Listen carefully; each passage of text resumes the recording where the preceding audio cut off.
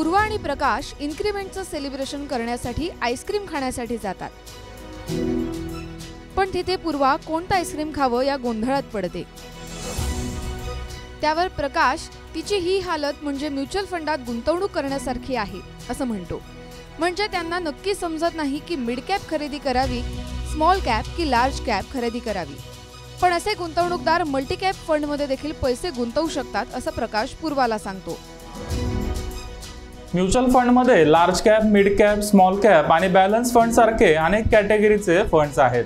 आपण गुंतवणुकीसाठी कोणता फंड निवडावा याबाबत गुंतवणूकदार नेहमीच द्विधा मनस्थितीत असतात.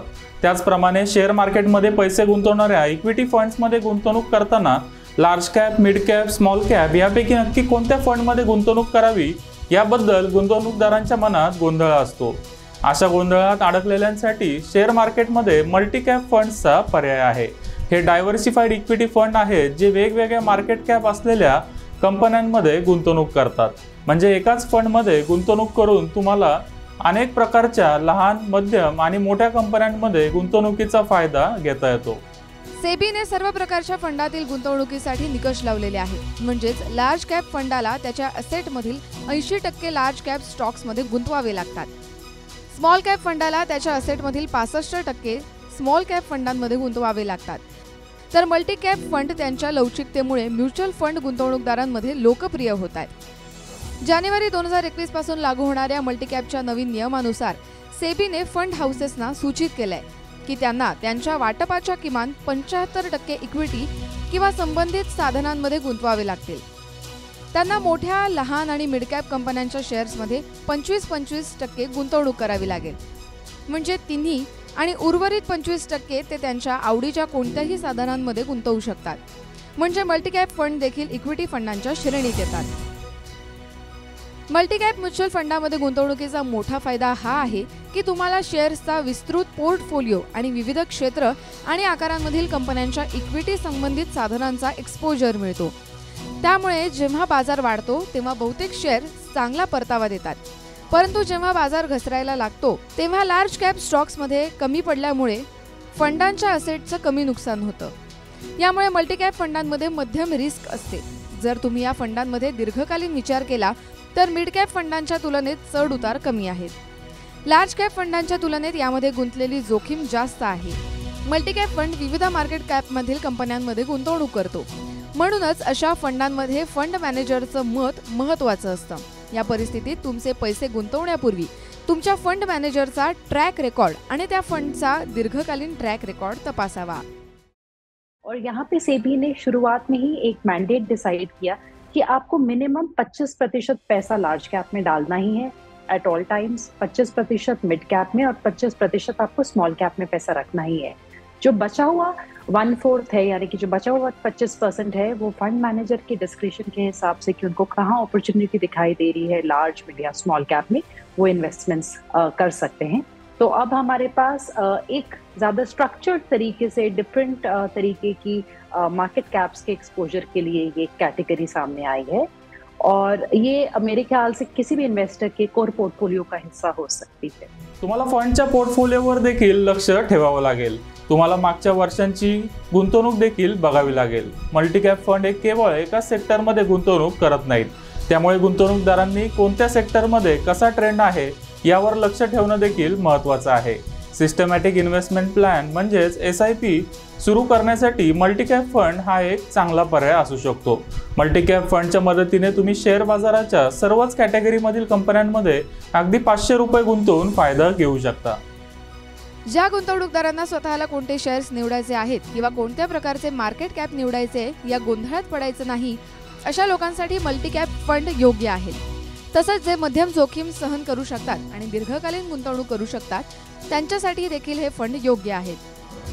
ज्यांना आपल्या पोर्टफोलिओमध्ये विविधता आणायची आहे त्यांच्यासाठी देखील हे फंड योग्य आहेत. म्हणजेच ज्यांना लार्ज कॅप, स्मॉल कॅप आणि मिड कॅप शेअर्स एकाच पोर्टफोलिओमध्ये ठेवून गुंतवणूक करायची आहे. यामध्ये जोखीम मध्यम असते. बाजार अस्थिर असताना ती खूप प्रभावी असतात.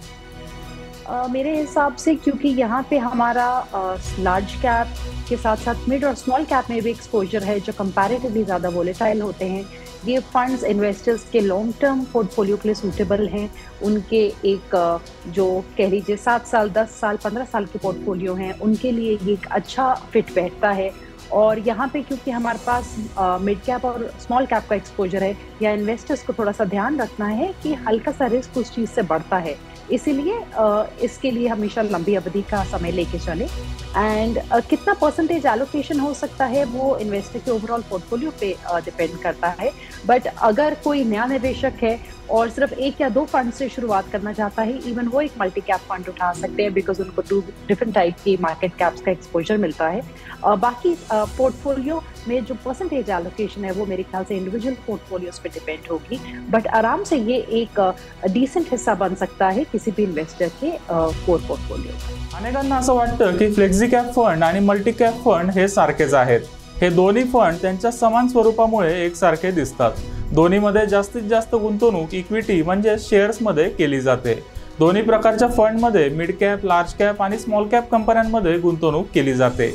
परंतु यामध्ये एक फरक आहे, तो म्हणजे फ्लेक्सी कॅप फंड गुंतवणुकीच्या बाबतीत अधिक लवचिक असतात।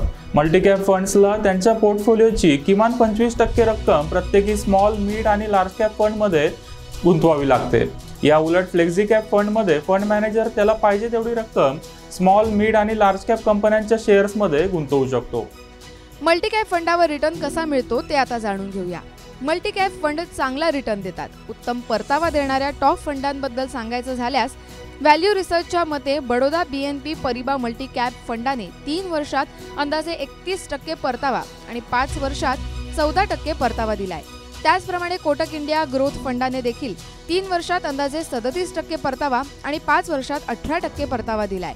तर ICICI प्रुडेन्शियल मल्टी कॅप फंडाने 3 वर्षात 31% परतावा आणि 5 वर्षात 14% परतावा दिलाय।